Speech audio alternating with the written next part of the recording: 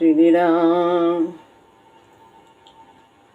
गुरुर्ब्रह्मा गुरुर्विष्णु गुरुर्देव महेश्वरः गुरु साक्षात् परब्रह्म तस्मै श्री गुरुवे नमः।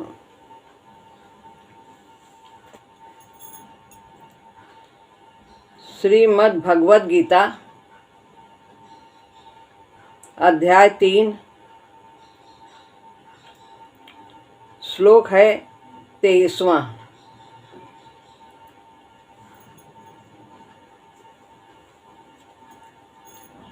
यदि ह्यहं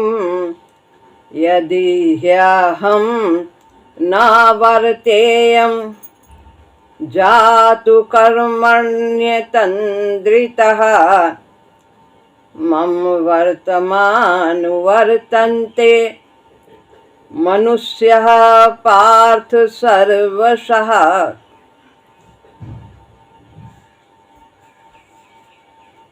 23वां श्लोक है। भगवान ने पिछले श्लोक में बताया कि तीनों लोकों में हमें कर्म करने के लिए कोई प्रयोजन नहीं है, कोई अभाव नहीं है, कोई बंधन नहीं है, फिर भी मैं कार्य करता हूँ। किस लिए? जन कल्याण के लिए। क्योंकि श्रेष्ठ पुरुषों के आचरण को देखकर ही पीछे आने वाले मनुष्य आचरण करते हैं, उनका अनुकरण करते हैं। इसीलिए महापुरुषों का यह कर्तव्य हो जाता है कि वे सावधान होकर कार्य करें, कार्य में लापरवाही न हो। तो भगवान कहते हैं निश्चय ही यदि मैं कभी भी आलस्य से रहित होकर यानी सावधान होकर कर्म न करूं तो मनुष्य सभी प्रकार से मेरे ही चले हुए रास्ते का अनुसरण करते हैं, वे भी वैसा ही करेंगे। ये मन जो है बड़ा चंचल है, सब कुछ करना चाहता है लेकिन भजन नहीं करना चाहता। वो देखेगा कि ये हमसे जो श्रेष्ठ हैं वो तो कार्य करते नहीं, वो पान खाते हैं, इधर उधर घूमते हैं, आराम से सोते हैं, तो मैं क्यों कर्म करूं? जबकि उन महापुरुषों ने आराधना करके पूर्ण नैष्कर्म की स्थिति प्राप्त कर ली है। उनके लिए करने और ना करने का कोई प्रयोजन नहीं बनता है, लेकिन वे इसीलिए कार्य करते हैं कि जो उनसे पीछे मनुष्य साधना में हैं, अभी साधना भी नहीं कर रहे हैं, वे उनके किए हुए मार्ग का अनुसरण करेंगे और अपने जीवन के लक्ष्य की प्राप्ति करेंगे। कर्म ही भगवत प्राप्ति का सुगम उपाय है। तो भगवान कहते हैं अन्य महापुरुषों ने भी कार्य किया है, जनकादि ने, और इसीलिए मैं भी सावधान होकर के यानी आलस्य का त्याग करके निरंतर कर्म करता रहता हूँ। एक पल यदि भगवान कर्म करना बंद कर दें तो ये सारी सृष्टि नष्ट हो जाएगी। तो प्रभु हमारे अंदर, सबके अंदर बैठ करके निरंतर क्रिया करते रहते हैं। तो अर्जुन को भी कहते हैं कि तू भी इसी प्रकार से कार्य कर, तू भी श्रेष्ठ पुरुष है। जनकादि वे क्षत्रिय थे, तू भी क्षत्रिय है। उन्होंने भी राज्य कार्य किया, यद्यपि वे महापुरुष थे, उन्होंने परमात्मा तत्व की प्राप्ति की, फिर भी वे कार्य करते रहे। और तू तो अभी साधना में बच्चा है, तो कर्म तो करना ही होगा। तो चश्मा नहीं लगाया है।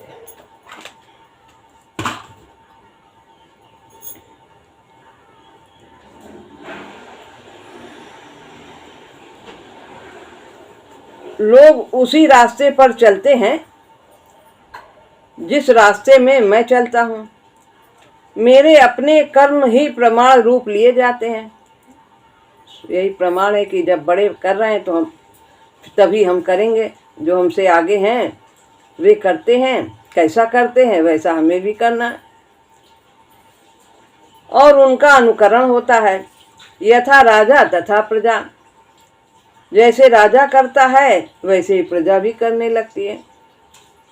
यहाँ तक कि लोग जो सिनेमा है उसमें जो कलाकार हैं उनको श्रेष्ठ बहुत से लोग समझते हैं, और उनके तरह का वस्त्र आदि स्वयं भी धारण करने लगते हैं।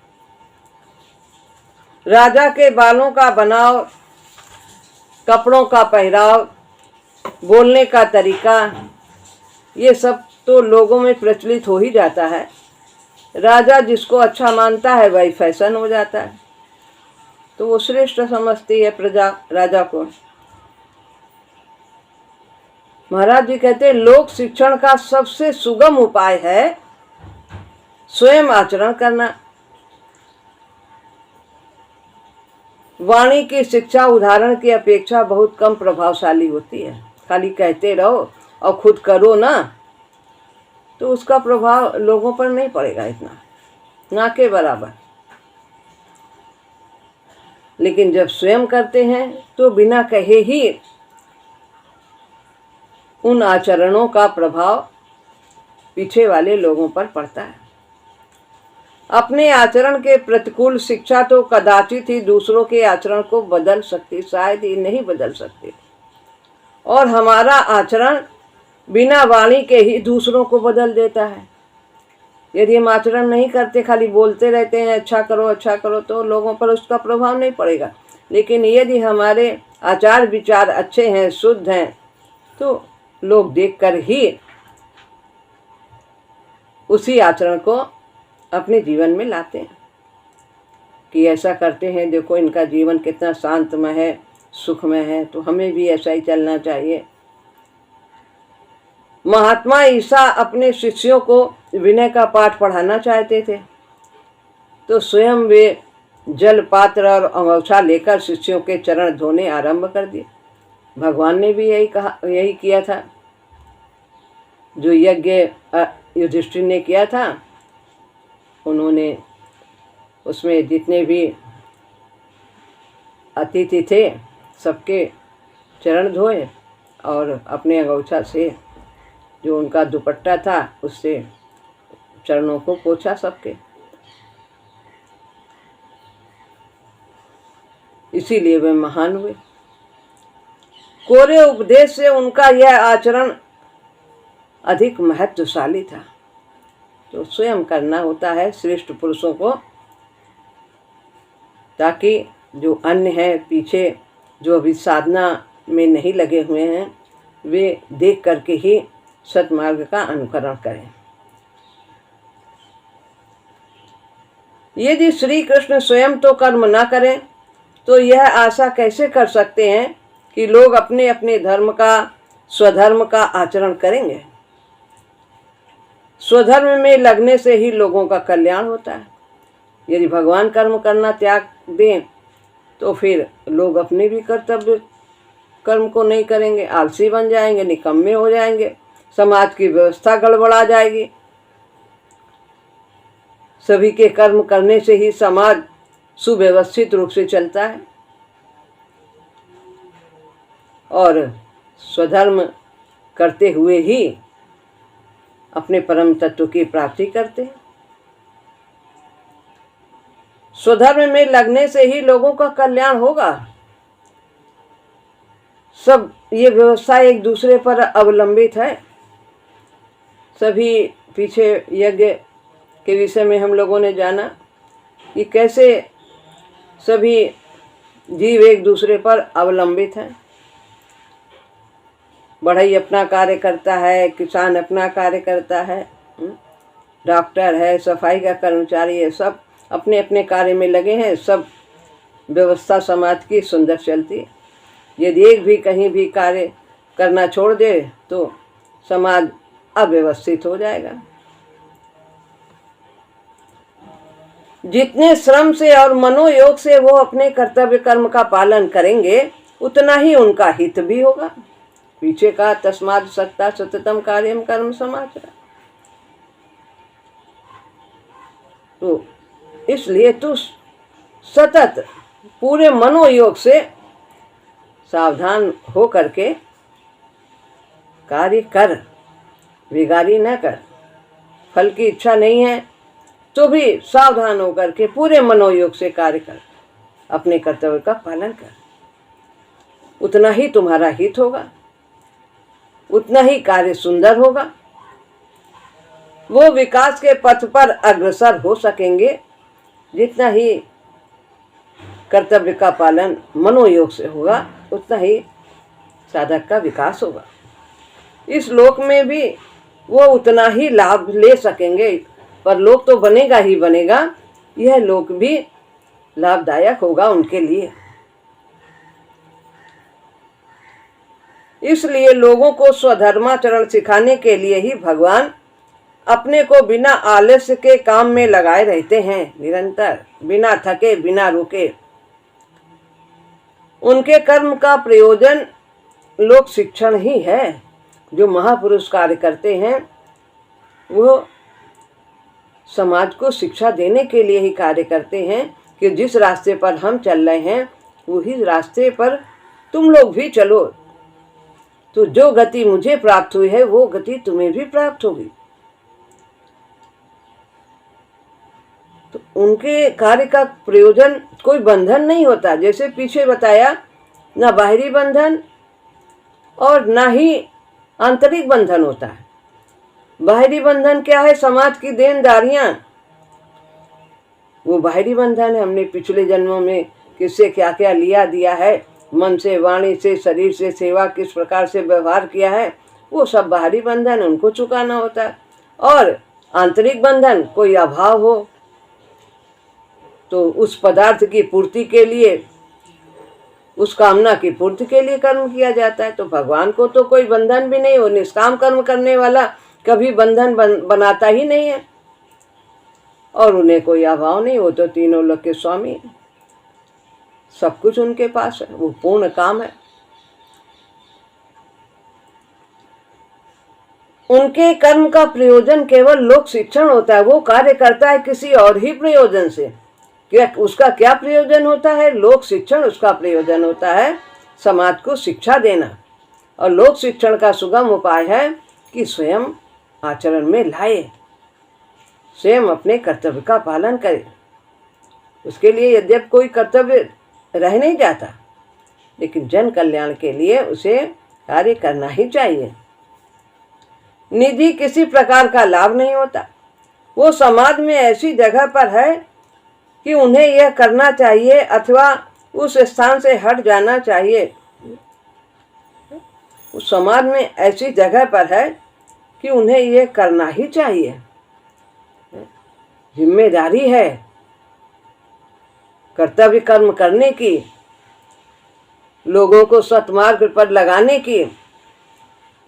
अन्यथा जो उन्होंने स्थान प्राप्त किया है, उच्च स्थान प्राप्त किया है, जैसे अर्जुन को बहुत मान सम्मान मिला था, सब लोग जानते थे कि बहुत योग्य हैं, वीर हैं, अधर्म का नाश करेंगे।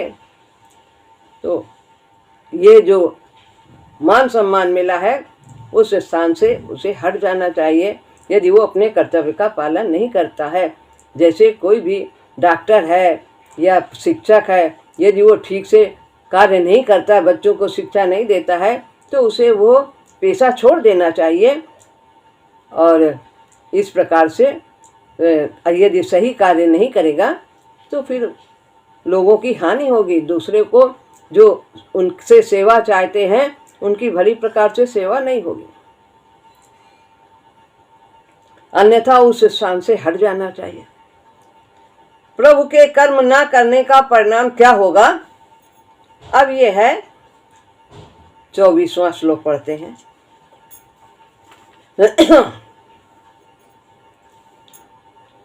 उत्सीदेयुरिमे लोका न कुर्याम कर्म चेदहम् शंकरस्य च कर्ता स्याम उपहन्यामि महाप्रजा।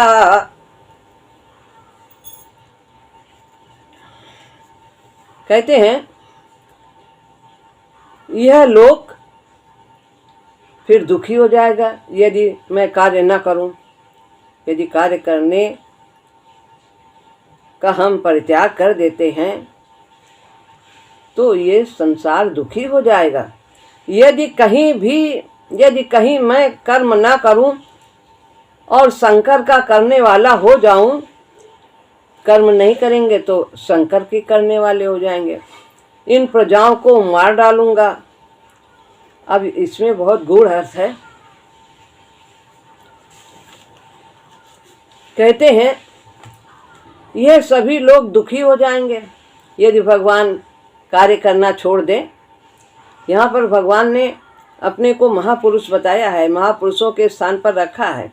ये नहीं बताते कि मैं कोई वैकुंठ से आया हूँ, अवतारी हूँ। तो जैसे महापुरुष कार्य करते हैं जन कल्याण के लिए, वैसे मैं भी कार्य करता हूँ। किस लिए? लोक शिक्षण के लिए। तो यदि नहीं करेंगे तो सब अपने रास्ते से हट जाएंगे, पथ भ्रष्ट हो जाएंगे, सभी आलसी हो जाएंगे, निकम्मे हो जाएंगे। और जिस काम को करने के लिए, ये जिस उद्देश्य को प्राप्त करने के लिए मानव तन मिला है, वो उसको नहीं प्राप्त कर पाएंगे। क्योंकि कर्तव्य से ही हम अपने लक्ष्य की प्राप्ति करेंगे, भगवान की प्राप्ति करेंगे। यदि हम स्वधर्म नहीं करेंगे तो फिर हम आत्मा का हनन करेंगे। तो कहते हैं स्वधर्म आचरण में आलस्य का परिणाम होता है दुख। आलस करेंगे तो न ये लोग बनेगा न परलोक बनेगा, यहाँ भी दुखी रहेंगे, शरीर भी ठीक से नहीं चलेगा।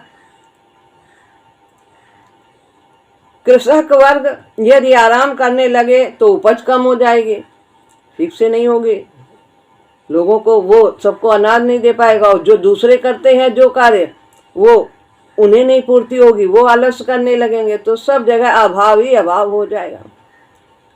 लोग भूखे मरेंगे यदि अनाज ठीक से नहीं होगा। और कृषकों की दूसरी आवश्यकताएं, जो अन्य अन्य आवश्यकताएं हैं, कपड़ा, तेल, नमक आदि भी पूरी ना हो पाएंगे। दूसरे भी किसान, कोई कुछ पैदा करता है, कोई कुछ पैदा करता है, तो वो सब आलस्य करेंगे, ठीक से सामग्री नहीं उनका उत्पादन हो पाएगा। इस तरह सर्वत्र दुख व्याप्त हो जाएगा। यदि शूद्र वर्ग अपने काम को न करेगा तो समाज के काम भी नहीं चलेंगे, सफाई नहीं होगी, गंदगी हो जाएगी, बीमारी हो जाएगी, वो स्वयं भी दुखी होगा और समाज में भी क्लेश होगा। यही हाल दूसरे वर्गों का भी होगा। सभी अपने अपने कार्य में आलस्य करेंगे तो कहीं भी व्यवस्था ठीक नहीं रहेगी। समाज तो एक सजीव शरीर की तरह है। जैसे हमारे शरीर के सभी अंग हैं, सजीव हैं और सब कार्य करते हैं। अभी एक अंग में कहीं भी पीड़ा हो जाए, उसमें कोई बीमारी आ जाए, तो पूरा शरीर भली प्रकार से कार्य नहीं कर पाता। और जब सभी अंग ठीक रहते हैं तो सभी कार्य भली प्रकार से होते हैं। तो यदि समाज का एक अंग भी आलसी हो गया, निकम्मा हो गया, तो समाज की व्यवस्था गड़बड़ा जाएगी। यदि कोई भी आवश्यक भाग अपने काम में सुस्ती करता है तो सारे शरीर में दुख होता है। हाथ कहे हम खाना नहीं बनाएंगे, मेहनत नहीं करेंगे, बैठे रहेंगे, तो पूरा शरीर, पेट अलग भूख करेगा और सब शरीर में कमजोरी आती चली जाएगी, सभी शरीर क्षीण होता चला जाएगा पूरा। जो व्यक्ति सोचता है कि मैं कर्म नहीं करता तो दूसरों को क्या, नहीं करते, हम अपना नहीं खाएंगे, पड़े रहेंगे, हम कमजोर होंगे, हम होंगे, दूसरे को क्या। नहीं, सभी एक दूसरे पर अवलंबित है। वो बहुत संकीर्ण दृष्टि वाला आदमी है जो ऐसा सोचता है हम नहीं करेंगे तो दूसरे को क्या है। वो दूसरे से तो लेता है, उसने जो कुछ भी वो जीवन में अपनी सामग्री जुटाई है उसने सब स्वयं तो पैदा नहीं किया है। वो सब दूसरों से भले ही पैसा दे करके लाया, लेकिन सब किसी ने उत्पादन किया तभी तो वो उसे लाया। वो सामाजिक जीवन के रहस्य को नहीं समझता। समाज में रहता हुआ कोई व्यक्ति अकेला नहीं है, सभी एक दूसरे पर आश्रित हैं। वो तो विशाल समष्टि का एक अंग है। व्यक्ति व्यक्ति से, प्राणी प्राणी से समाज बनता है। जैसे हमारे शरीर के एक एक अंग से ये शरीर पूरा बना है और सबका महत्व है सभी अंगों का, सब अपने अपने कार्य करते हैं। ऐसे ही व्यक्ति समाज का अंग है और सभी, कोई सब कार्य नहीं कर सकता, सभी के कार्य नियत हैं, तो सब अपने अपने कार्यों को करते हुए समाज को व्यवस्थित रखते हैं और स्वयं भी व्यवस्थित रहते हैं। वो तो विशाल समष्टि का अंग है। जैसे हृदय, फुसफुस, अंतड़ियां, यकृत आदि शरीर के आवश्यक अंग हैं, ऐसे ही प्रत्येक प्राणी समाज का अंग है। अब यहाँ पर बात आ रही है, भगवान कहते हैं भगवान यदि काम ना करेंगे तो शंकर हो जाएगा। कहते मैं शंकर का करने वाला हो जाऊंगा। अब ये तो सुना गया है कि स्त्रियां वर्ण शंकर की करने वाली हो जाती है यदि दूषित हो गई, लेकिन भगवान यहाँ कह रहे हैं मैं शंकर का करने वाला हो जाऊंगा। तो आत्मा का शुद्ध स्वरूप क्या है? परमात्मा। आत्मा का शुद्ध वर्ण क्या है? परमात्मा। और जब वो अपने शाश्वत स्वरूप के पथ पर न चलकर विचलित हो जाती है, प्रकृति की ओर आकर्षित हो जाती है, तो यही वर्ण संकरता है। आत्मा अपने शुद्ध स्वरूप परमात्मा की ओर जब नहीं चलती है, उस पथ पर कदम नहीं बढ़ाती है, तो यही, इसे ही वर्ण संकरता कहते हैं। तो भगवान कहते हैं यदि मैं कार्य नहीं करूंगा तो मुझसे जो पीछे आने वाले हैं वो आत्म तत्व की प्राप्ति कैसे करेंगे, क्योंकि वो कर्म का त्याग कर देंगे और बिना कर्म के परमात्मा की प्राप्ति नहीं होगी। स्वधर्म का पालन ही विकास का रास्ता है। तो श्रेष्ठ पुरुषों के जो आचरण होते हैं उन्हीं को पीछे जो लोग आ रहे हैं वो उसका अनुसरण करते हैं। तो इसलिए भगवान कहते हैं यदि मैं सावधान होकर कर्म ना करूं तो मैं वर्ण संकरता का करने वाला हो जाऊंगा। वर्ण संकरता का तो ये मतलब नहीं कि स्त्रियां जो है वो दूषित हो गई तो वर्ण संकर हो जाएंगे। नहीं, जो इस महान कार्य में आत्मा को भगवान के रास्ते पर नहीं ले चलता, यदि उसका कर्तव्य है श्रेष्ठ कर्म करना, तो वो वर्ण संकर का करने वाला हो जाएगा। सभी व्यक्ति अपने आत्मा का हनन करेंगे, सतमार्ग पर नहीं चलेंगे। जो जितने भी प्राणी हैं, आपन करनी आप उतरनी, जो जैसे कि व्यक्ति जो कार्य करता है, भगवान ने आगे कहा है मना षष्ठानि इंद्रियाणि प्रकृति स्थानि कर्षति। पिछले जन्म में मन इंद्रियों और विषयों के संयोग के कारण वो जो भी कामनाएं हैं उनको लेकर के वो दोबारा जन्म लेता है। जब शरीर नया लेता है तो उसमें माता पिता की भूल का संतान पर कोई असर नहीं पड़ता। वो तो अपने ही संस्कार लेकर के आता है, जो उसने किया वही वो संस्कार लेकर के आएगा। तो ये वर्ण संकरता इससे कोई मतलब नहीं रखता कि स्त्रियां दूषित हो गई तो वो वर्ण संकरता की उत्पन्न करने वाली होंगी। वास्तव में वर्ण संकरता का मतलब ही यही है कि आत्मा का अपने शुद्ध स्वरूप परमात्मा की ओर अग्रसर होना और उसकी प्राप्ति करना, और इसमें श्रेष्ठ पुरुषों को सावधान होकर के कार्य करना ही चाहिए, ताकि जो अन्य प्राणी हैं वे भी उनके मार्ग का अनुसरण करें और वे भी अपने जीवन के उद्देश्य को प्राप्त करें। कितने हुए हैं हनुमान जी, नारद जी, सुखदेव जी, कबीर जी, व्यास जी, इनका कुलीनता से कोई मतलब नहीं था। इनके माता पिता कोई बहुत कुलीन परिवार के नहीं थे, विदुर जी, लेकिन सब ने परमात्मा की प्राप्ति की।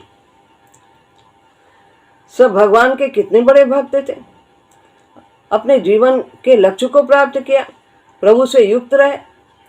तो वास्तव में यहाँ जो भगवान कह रहे हैं कि मैं वर्ण संकरता का करने वाला हूँगा, संकर का करने वाला हूँगा, यानी सामान्य प्राणी को अपने पथ से भ्रष्ट करने वाला बन जाऊंगा। जो उनका रास्ता है आत्मा को परमात्मा की ओर ले जाना, तो वे सब त्याग देंगे। तो यही बताया है कि भगवान यदि काम ना करेंगे तो संकर हो जाएगा, खलबली मच जाएगी, समाज की चलती हुई गाड़ी डगमगा जाएगी। जब कोई व्यक्ति अपने स्वधर्म को छोड़ता है तो किसी दूसरे को उसका पूरा करना होता है कार्य, और वो उसे ठीक तरीके से नहीं कर सकता। ऐसे करेगा जब उसमें वो योग्यता नहीं है, तो जो जिसका कार्य है वो उसे भली प्रकार से करता है। कहानी सुनी होगी, कुत्ते का कार्य था भौंकना, मालिक के यहाँ रखा गया था और वो सो गया, तो उसके यहाँ गधा भी था, मालिक ने पाला था। तो उसने देखा कि अरे चोर आया है, गधे ने देखा चोर आया है, अब ये सो रहा है, अभी वो सब चोरी करके ले जाएगा। तो वो उसने रेखना आरंभ कर दिया गधे ने, और मालिक की नींद टूटी, उसने उसको मारना शुरू कर दिया गधे को। तो गाड़ी अच्छी नहीं चलती समाज की। उसका निजी कर्म भी अधूरा रह जाता है। जो नहीं करता है अपने कार्य को ठीक से, छोड़ देता है, इस प्रकार से सभी काम काज में गड़बड़ हो जाती है, सारे सिलसिले बिगड़ जाते हैं। यदि कोई श्रेष्ठ पुरुष निकम्मा रहकर दूसरों के सामने गलत आदर्श रखता है तो समाज में इस प्रकार की अव्यवस्था के लिए देनदार वो हो जाता है, क्योंकि श्रेष्ठ पुरुषों का ही आचरण अन्य प्राणी करते हैं। जो अभी साधना में नहीं लगे हैं, धीरे धीरे करते करते वे भी आराधना में लग जाते हैं। अतः यदि भगवान काम ना करेंगे तो वो शंकर के कर्ता होंगे, कारण बन जाएंगे, यानी सभी आत्म प्राप्ति के उद्देश्य से पथभ्रष्ट हो जाएंगे और प्रकृति में बिखर जाएंगे। अंत में प्रजा का विनाश होगा।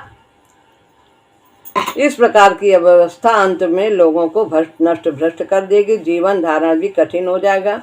यदि समाज में चलना है तो किसी प्रकार की व्यवस्था होनी आवश्यक है, और ये जो व्यवस्था बनाई है स्त्रियों के लिए, ये समाज की व्यवस्था के लिए है कि वो अपने पतित्व सतीत्व की रक्षा करें, जिससे एक अच्छी व्यवस्था चलती है। बाकी इससे वर्ण संकरता का कोई लेना देना नहीं।